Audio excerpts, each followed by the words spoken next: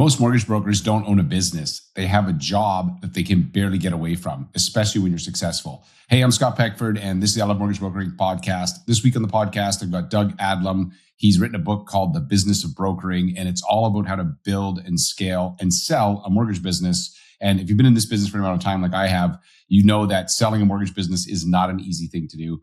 And Doug and I, we have this great discussion about strategies that he has employed as well as coach people on in order to be able to sell a book of business. We talk about the 3 pillars of making a business sellable. It's scalable and it's system, people, and processes. We talk about why people make the mistake of hiring themselves to hire a clone and why that doesn't work. We also discuss tactically the Google review trap and what it means for your business, and then exit options that actually work. I think you're going to really enjoy this conversation I have with Doug. I know that I really did. You can check out his book on Amazon. Also on the show notes or on the show link, you can click on it and get a link to the book. Before we jump into this episode, I want to give a shout out to our sponsor, Omwell. Omwell is an amazing tool for Canadian brokers to engage with their database, to create conversations around home equity buying power, whether they should refinance or break their mortgage early. Check them out at omwell.ca and check out this episode with Doug. Hey, Doug, thanks for joining me on the show. Thanks for having me, Scott. I'm super pumped to be here. So I'm excited. You know, we had connected and we had a brief conversation before we jumped on here. And there's quite a few things I want to dive into and ask you about. I always say pulling on threads because you're a very interesting dude. But maybe tell me a little bit about yourself and how you got in the mortgage biz first, so that if some people don't know you, and then we're going to have a conversation. Yeah, totally. So like most people in the mortgage industry, didn't expect to get in the mortgage industry. In fact, tried to avoid it. My parents were in real estate. They owned a successful real estate brokerage in Mississauga, Ontario. And once they added a brokerage, a mortgage brokerage to the list of products and services they were offering, I kind of got pulled in on the marketing side. That's what it was offered university to learn. And then over time, after pursuing a market research career and actually spent a bunch of time in the hockey rink refereeing junior hockey, I finally pulled the trigger and joined them in 2008 and opened a branch of their business. So that's kind of how I got in the business, and it's quite a long history from that point until now. Right. And you built successful brokerages and you've been a mortgage broker and all of that stuff in between. And there's a couple areas that you have. And there's a book that you wrote, which we'll talk about at the end. We'll let people know where they can track that down. But talk to me about this idea that mortgage brokers tend to not be great at thinking like a business owner. And I've seen this too, man. And it's like, but I think you've articulated this really well. Let's talk about that, because I think that's something anybody listening, they think they're a business owner, but they're really just self-employed, and their boss is kind of a jerk because he makes them work all the time and he gets no holidays, or she gets no holidays, and on vacation you're working. So walk me through your thoughts on that. Yeah, I really think it's one of my passions of many, but my big passion around this industry is really recognizing that there is this gap. There's this gap in leadership and business ownership that we find some leaders, some business owners within our industry have, and in a lot don't. Like a brokerage is one form of business, and then you have sub brokerages, and you have teams, and you have all the way down to is another thing, right? Like that's 100% business in the industry. 100%. And then we've got mix, and then we've got solopreneurs. And for some reason, there's that gap between salesperson and business owner. And I think a lot of it comes to, as I reflect back on it, most of us that start in the business start in a sales role. We get into the business and we're supposed to be a salesperson, and we grow through sales, and then we get busy. Those that are really successful, that top 10% across the country get so busy that they can't find or craft the time to actually get back to building the business. It's almost like they're too far. At least they think they're too far along. But I also realize there's a lot of others that, I don't know, it's the fundamental basics of running and building a business. For some reason, the majority in our industry don't integrate into their model. And my observation of this, because I've had the opportunity, I know that you coach mortgage brokers and business leaders, and is that it's because the habits that made them successful it's like what got you here won't get you there. It made them successful by being controlling, on top of everything, you own it. And being a salesperson is not the skills that you need to get to the next level. And often that's where the gap is. And I see that too, coaching people. Sometimes it's like, man, I can see this. It's so clear to me. But if you don't fix that gap, you're going to always struggle as a top performing salesperson who does not become a leader. Yeah, and I think I agree with you. And I think if more people within our industry had that knowledge, they'd be less afraid to take this steps that are needed to convert that sales operation into a truly valuable and sellable business. And when I mean sellable, like I think I see this in our industry and see this in many other industries. The concept of selling a business comes up when there's something on the table or something happens, whether it's controlled or uncontrolled. Right. And normally selling a business is an afterthought. Oh yeah, we should probably do this now, or oh, I have to do this now. And so I'm a big believer. I've talked about this many times before. That one of the odd and unique things that I did before getting into the business is I sat down and I wrote a business plan. I was working in market research. I'd just gone through school, and it was all about business planning. And one of the exercises I went through is, what does an exit look like? This is before I did my first deal. And planning, okay, if I'm going to build something. One for the 80% of mortgage brokers, exit is it trickles off to nothing, to zero. But exactly. Unless you put yourself in the mindset that this is an exitable business. And we were talking about mindset before. And if you believe you can exit, if you believe you can transfer the value you've created, then the mindset shift is, I'm going to build a business that allows me to transfer the value. That I'm going to build a business with intention that is scalable and eventually sellable. And the optionality of the sale is the big thing I like talking about, is just having the option. Like, our life is a very long time, and there are things that are come on your plate that are like, oh, I'd really like to explore that, but I can't. I'm stuck in this business. I'm the face of it. It all relies on me, and I don't have systems, people, or processes in place to allow me to explore this other opportunity. And funny enough, as we get older in our careers or more experienced in our careers, a lot of the time it's non-monetary generating opportunities. Like, I really want to be a marathon runner, or I want to get into this sport or this hobby. I want to be a professional dancer. I don't. Well, whatever, right? I can use AI videos and they make it look like I dance, but I don't know how to dance. I think I saw that actually. Yeah, that pretty impressive. My team sent me that. I'm like, you sure you want to post this? I'm like, oh my gosh, it's so funny. I don't even get it. Like, I don't. It looks like I'm having a seizure, but I just think it's hilarious. I got 3 questions for you on this. Okay, so I love this. Like, begin with the end in mind, as Stephen Covey says.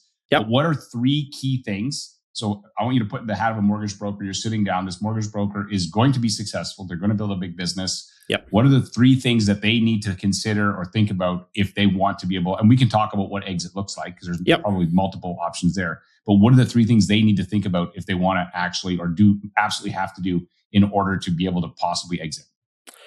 Well, the 3 that come to my mind, I mentioned them earlier, systems, processes, and people, I think are the 3 key. The systems, obviously it's your tech stack is, your recruitment process, your, everything that you're building your business around on the system side, and then really getting into those that are complementing your processes, your client journey, what your onboarding looks like, what your offboarding looks like, and really what when it comes down to process, how you can transition responsibilities from one team member to another. And then last is people, surrounding yourself with amazing people. Like, I think one of my biggest challenges, or our industry's biggest challenge, is we get really, as mortgage brokers, we get really good at certain things.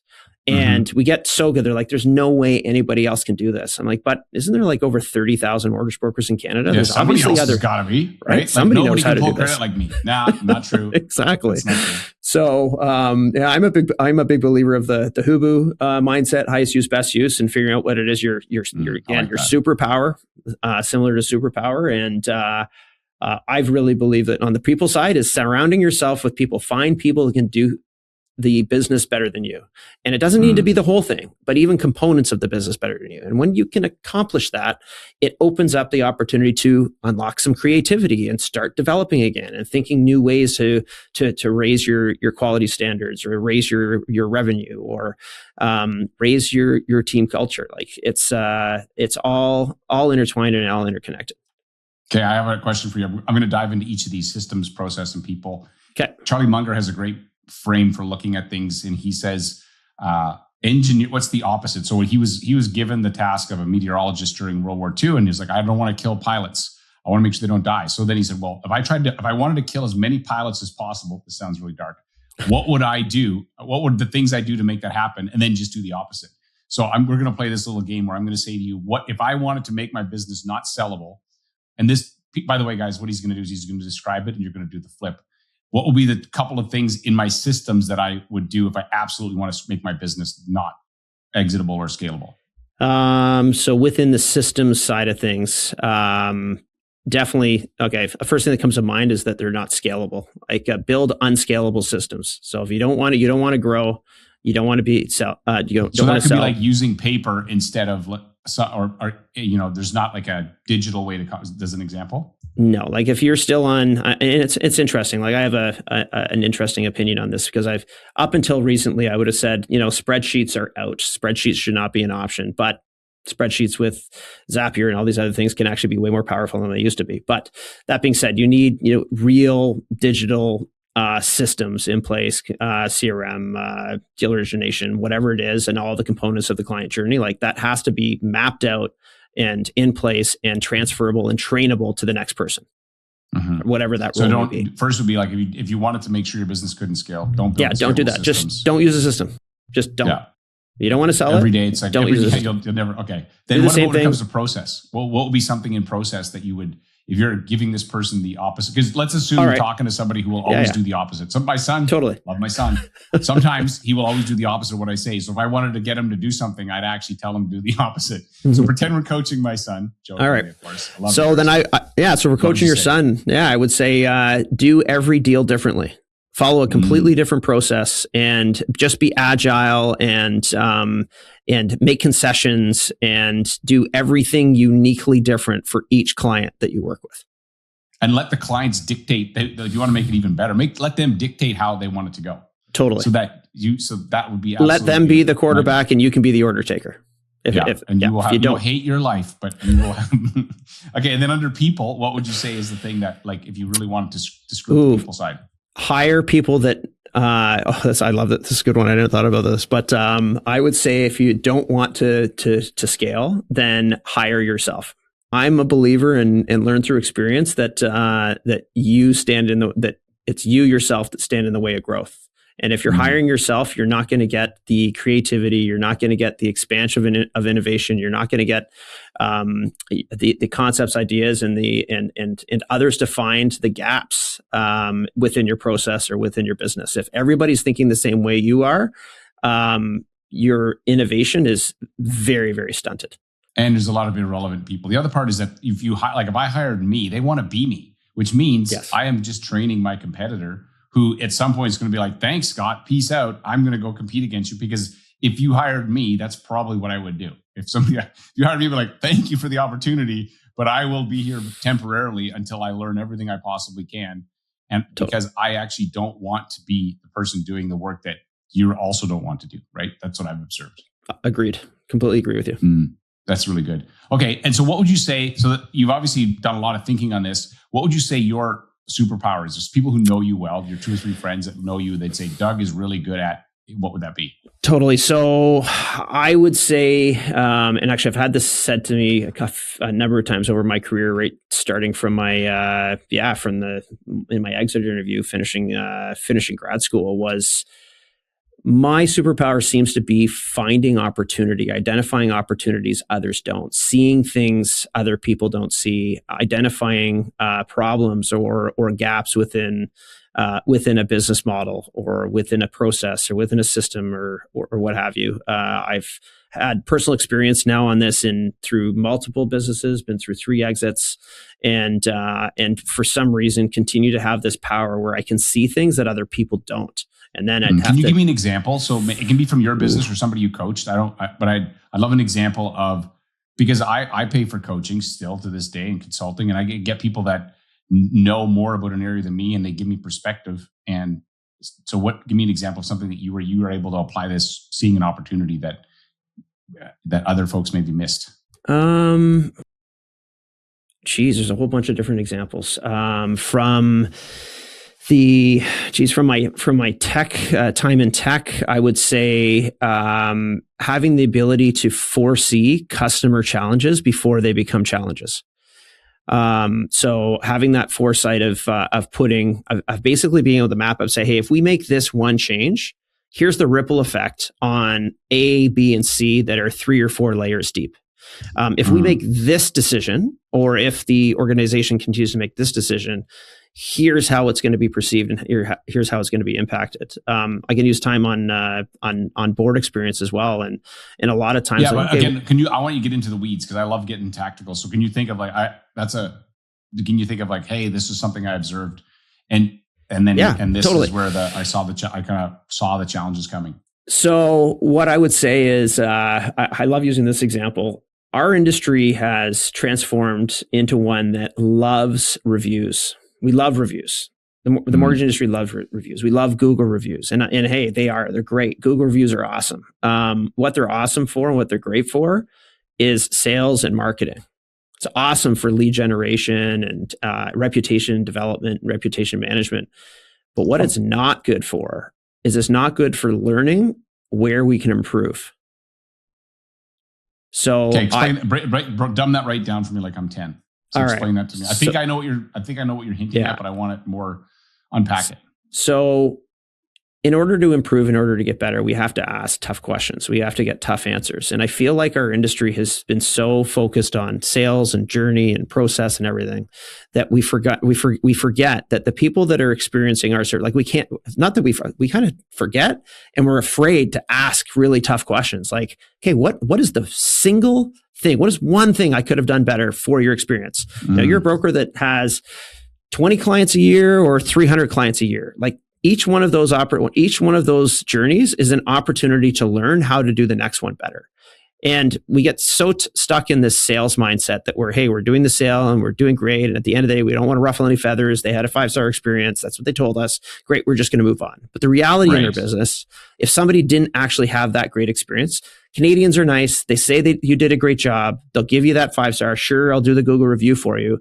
But 5 years later, they end up going somewhere else. They don't even tell you because you didn't ask a critical question. What could I have done better? Which then unpacks, where did we make a mistake? Where did we let you down? Where were you stressed out? And where was there friction in the process that we missed? Because 100%. We do this every day. Right? Exactly. And because we do it every day, we don't recognize the friction on the customer side.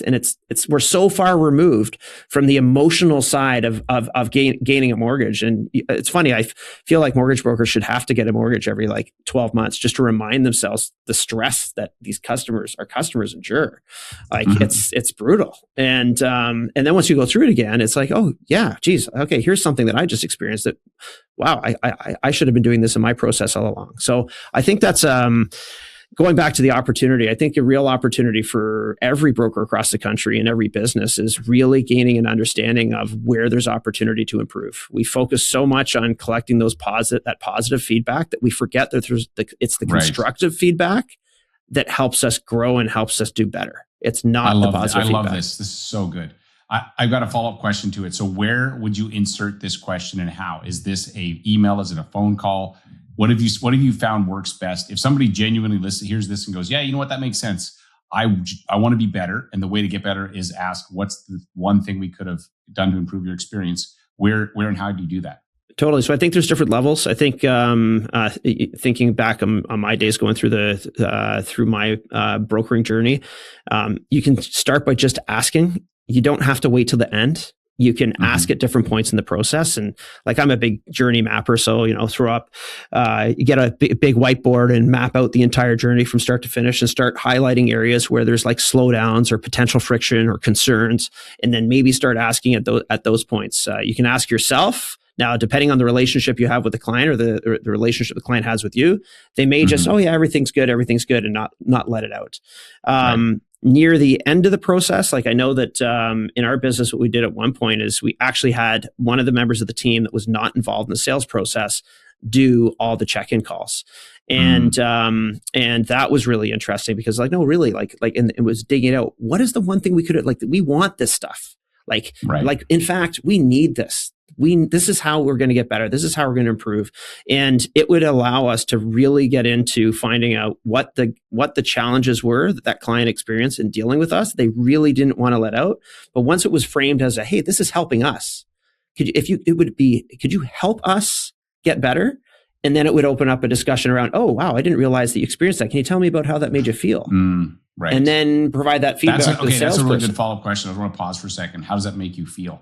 I tend to forget about that because I'm not that I have feelings. I'm not a robot, but I will often, I may ask for the feedback, what's going on, but I forget about that second layer, which is the emotion.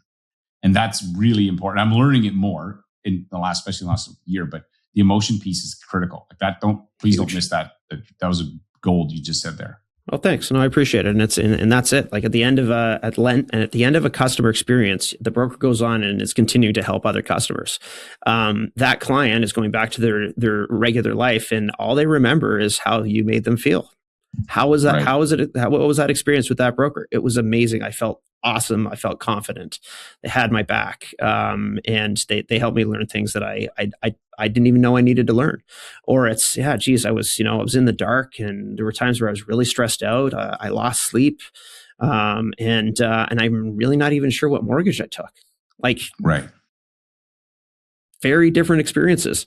But unfortunately, in both those cases, both of those customers provided a 5-star review. Right. Yeah. I mean, I've stayed at Airbnbs, if I'm honest, where I thought this wasn't great, but I feel like, I feel bad. I'm not going to give them a bad review. I won't come back here, but I'll give them an okay review, but I'm not coming back. Oh, I like it. It's the Airbnb effect. It's so, yeah. And I guarantee you it's because you know the person, you feel like, I don't want to be that jerk. And maybe it's a Canadian thing. And I know that it's cultural. Have you heard the joke, how do you make a Canadian say sorry? Say sorry to them? No, but I don't think. No, step on their foot. So if you're standing in line, if you're standing in line and you step on a Canadian's foot, they'll say sorry. If you do that to an American, but most of the time they're going to be like, well, they're going to tell you where to go. And it's just so I stayed at an Airbnb a little while ago and I was like, there's some things but I gave them a 5-star review. Exactly. But I wouldn't go back. Well, and that's what's happening within our business and our industry. Yeah. And I really believe it's like, that's just one of many, but it's one of the examples why I think there's been, a slowdown in growth rates across certain businesses across the country and brokers' businesses is we got to get back to a lot of these are fundamentals. Like look at any other industry. How come in the mortgage industry, we're not doing this? Why are we not doing this? Every other industry is like, hey, how can I pick this apart? That's where it connects to every business I've been a part of. We're always like, okay, how can we make things better? How do we make the customer experience better? We have to ask the tough questions. We have to get the tough answers. And I want to ask you about exits in a second, but one of the things I think about is that I don't want a good idea in my industry when there's a better one in another, like looking over the fence. And I think that idea is a better one. Let's put that in our industry. And then people will go, you're so innovative. And you just say, no, I just looked outside of my backyard and I saw my neighbor had something that seemed to be better and I just copied it. Agreed. Okay. So tell me about exit. So you're talking about, we kind of dove, we're going high level. There's a book that guys, you're going to be able to get. This is and I think you should go check it out. But talk to me about what are the different ways you've seen people successfully exit? Because I suspect there's more than one way to do it. Yeah, totally. So I talk about, I get into some depth in the business of brokering book around setting yourself up for sale, building a saleable exit strategy, giving yourself the option to sell, and that's really where it comes back to me. Like the passion side of it is there's so many great businesses in this industry that do not have an exit or succession plan, and people in our industry, like we all get to a point, I'll tell you, everybody gets to a point where it's either, okay, well, I'm optionally, like I'm choosing to make a change in my career because maybe I want to go do something else, or now it's time for me to retire, or health forces or I'm being forced because of health or a lot of other things that can impact your ability to do your role. So this is why I'm really passionate about it. I think we're building all of this wealth, if you will, in these businesses that have very, very low exit factors, just due to the fact that the basics aren't in place. So you want to get a higher valuation, you really need to set up the business for transference, for sale, for transition. And so I'm super, super passionate of speaking around these topics and helping people get to that point. Now I forget your question. So that's okay. So my question was, how, because I sold a book of business several years ago, and I'm curious what how have you, like, is there multiple paths that people can exit? Like, Yes. I guess one would be sell to the people that already work there. There's so many. That would be one. What, like, I guess, walk me through some models that you've seen that the reason I like this is that it plants seeds in somebody's mind for them to possibly see, oh, that one wouldn't work, but that might work. And so I'm curious what you've seen for different types of exits that could work. Yeah, for sure. And I think, again, there's so many different business models in our industry. So it really depends on the business model we're looking at. But, I would say the traditional, the most common transition or exit strategies is generally, I'm going to transition it to my kids. That's for sure the most common. Okay, what does this look like? How does that work? I know a personal, obviously not going to throw a name out here, but there was a transition between parent to child, and it completely destroyed the relationship. The transition did, which is crazy. And both sides feel like they lost. I'm like, well, no, there's a win-win in there somewhere. And this is the challenge. I think when people are transitioning, especially in family members, a lot of times they won't bring in outside help other than like a lawyer to draft up, hey, this is what we've agreed upon, fill it out, we're going to sign it, we're going to do the transition. Family in particular is somebody more than others that need to have a transition expert or an exit strategist work with them to make sure that it is a win-win on both sides. Do you do that kind of thing? 100%. Yeah. Okay.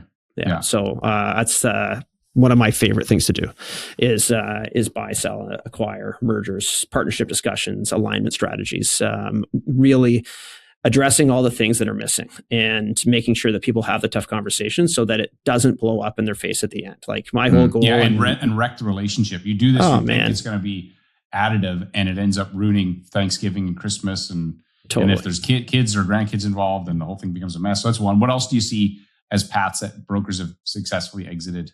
Yeah. So I've seen, obviously there's the model where you have a broker grow a team around them and they bring in a team of employees. I've seen this work really, really well with another colleague that, grew their business and then sold the business to their employees, which is a really, really cool business model. And there's so many different funding models out there for supporting that when the business has been around for a long time. And it's interesting, like if you think about it, like what are the one things when you're going through business valuation, where you're going through financing, what's the one thing they ask? Like how involved is the owner? Right. What are the owner's responsibilities? The lower amount the better. Yeah, totally. 100%. Like I've played with all sorts of valuation technologies over the years, and they all have one commonality. And every accountant has a commonality. Is this slider? If you can imagine this slider of 1 to 10, how operationally involved is the owner? The higher it is, the lower the valuation. If it's a 10 out of 10, that's a very, very, very low valuation. The lower you are on that scale, the bigger the value. Right. That makes sense. Yeah. I think of it like I've described it before. In Vegas, there was Celine Dion and Blue Man Group. And Celine Dion if she didn't show up, nothing happened. Blue Man Group, you can swap those dudes out, man, and nobody's even going to know. Exactly. Right. And so what type of business do you have? Are you Celine Dion, or are you building a model that's like Blue Man Group where you can swap people out and be on vacation and not actually, and the business keeps running?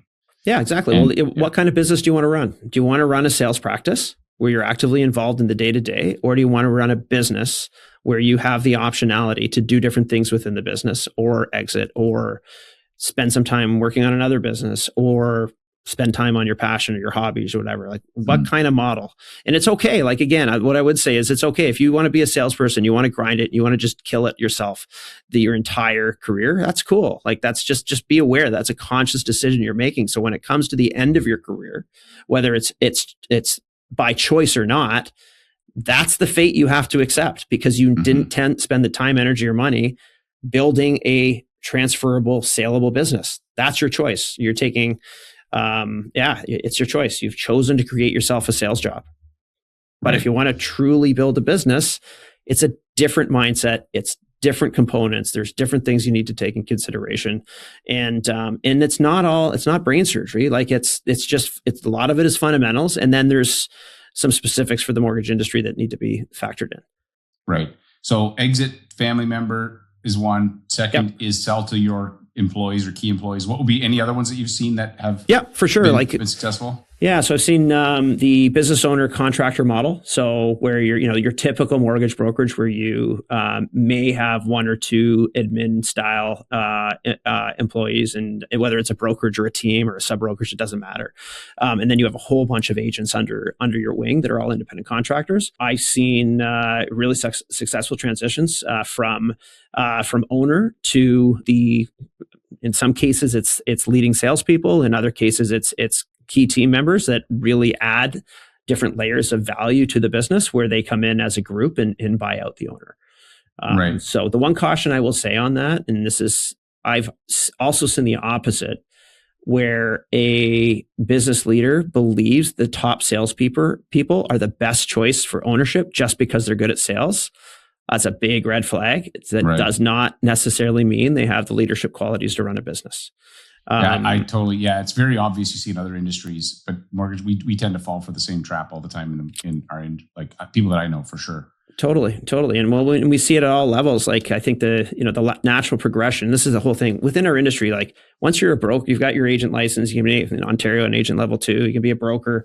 At some point you have this license and that's your identity, if you will. Well, what's next? Like, what's next? Where's the next growth opportunity? Well, there isn't. You just continue to grow your business. Okay, well, then the next logical progression is for me to bring on assistants and support staff. And then maybe I bring on some agents because that's, giving me the fuel that I'm building something. And then maybe somebody says, hey, listen, you're getting pretty big. Maybe you should run your own sub brokerage, or maybe you should open a brokerage now. Oh, that's maybe what I should do. When there are salespeople that are great at sales, but they're not great operators. Yeah. And then they try to do it themselves. And I've seen so many, particularly over the last 5 years, that's had their own brokerage and have decided, hey, you know what? I run a really good team. I don't run a great brokerage, or the concept of running a brokerage has changed and I'm not willing to do that, or I don't want to do that anymore. I'm just going to bring our team under another brokerage. We're going to run our business there. And that's the right choice for us. I've seen tons of that, and it's okay. Like it's identifying what you're really, really good at and what you're really not good at. And I've seen people that, like top salespeople, that get promoted to being the sales manager, and they're terrible at that job because they just know how to do it. It's like Michael Jordan was a terrible coach. He was a great player, but he was also hard to coach. But he was also apparently not a good coach because he didn't understand why people didn't have his work ethic and his drive. And one of them is highly people skilled in leadership, and the other is not as much. You can have somebody who's fantastic at running a brokerage, who's maybe not the best salesperson, but they could do a really good job because it's different. It's a different skill for sure. Completely different skill. It's a completely different skill, and I think it can be learned if it's desired to be learned. And you're just, I really think that our top salespeople in this industry really have to look inward and say, do I really want this? Like everybody's saying I should do this. And I understand that's kind of the next step, but is there another way that I can? For most people shouldn't. I tell brokers, if you're good at sales, build a team around your production. You build the dentist model where you basically have a bunch of people that help you, and you can crush it. You just pick the part of the process you like the best, whether it's discover whatever, and engineer the entire business around your superpower, and you will print money. If you don't like managing people and coaching people and meetings, do not start a brokerage. As somebody who's currently in the middle of this. but you're spot on. Yeah, there is. There should be a broker owner therapy session for sure. Yeah. Okay. Tell me about your book. So people listening to this, they're like, hey, this book sounds interesting. I mean, we scratched the surface on what's in your book, but give me the high level, and then we'll let people know where to get it. And we'll also put a link in the chat. Cool. Thanks, Scott. Yeah. So I had a lot of fun writing it. Spent the better part of 2.5 years writing, and I didn't really know what I was writing to start off with, but by the time I got going, I really recognized, I'm like, hey, you know what? I'm sharing best practices of what I've observed within the mortgage industry from the perspective of running a business. And it's as I was doing my research stuff, I'm like, there really isn't anything that just strictly talks like this. This isn't a book for sales strategy or lead generation or client journey and process. It's none of that. It's just strictly, what does somebody need to know if they're really, truly interested in running, building, scaling, or exiting a business within Canada. So specifically to the mortgage industry. So I broke it down to 3 parts, kind of that build, scale, and sell. And each of the 3 sections dig digs deeper into just a variety of different concepts on that journey. But it pulls from my experience as a broker, to a team leader, to a brokerage owner, to a national executive at a major national brokerage.